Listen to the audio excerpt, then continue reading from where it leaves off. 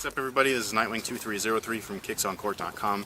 Today we have the 17th part of the Air Jordan project. So with that being said, let's go ahead and get right into it.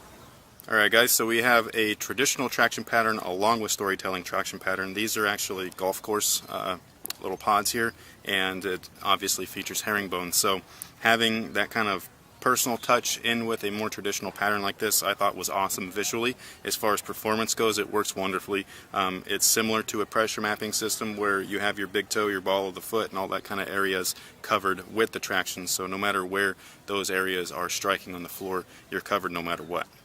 As far as cushion is concerned, you have a very interesting setup. In the heel, you have a blow molded air unit, and that's caged within this really hard TPU panel here.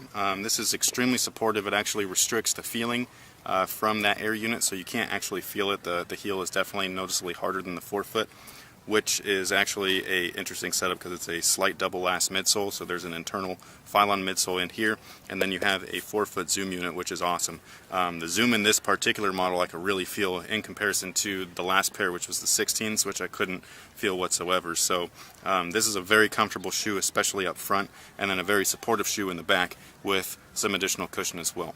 Materials on the 17s have always been premium. The Countdown pack is a little bit less premium, but it's still very nice, especially compared to some of the retro stuff that we receive nowadays.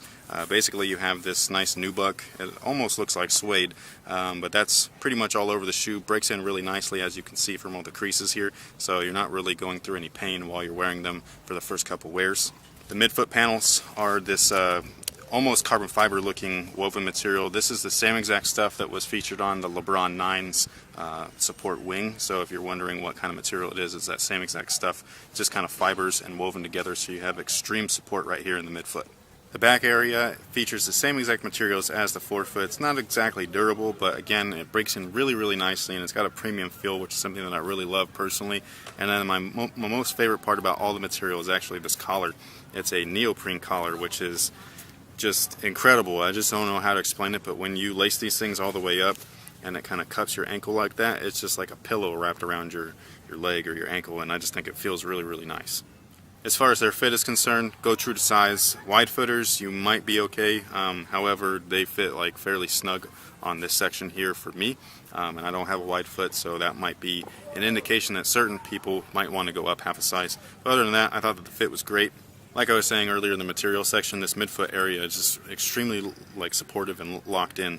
If you needed additional lockdown, these little tabs here are actually for this shroud that it comes with, which I personally don't use. It's almost impossible for me to put it on while this is on my feet. But you can take off these laces and put them in this area. It'll give you a closer fit. So if you needed extra, support or anything like that, if you have a really narrow foot or a skinny foot, go with these guys here as your lacing system, and you'll be perfectly fine. And then your heel is perfectly locked in. Again, once you lace everything up, it's like a pillow wrapping around your foot. Not only is it comfortable, but it's actually secure. So I really enjoyed the fit, and the lockdown of this shoe. It was actually a really nice surprise.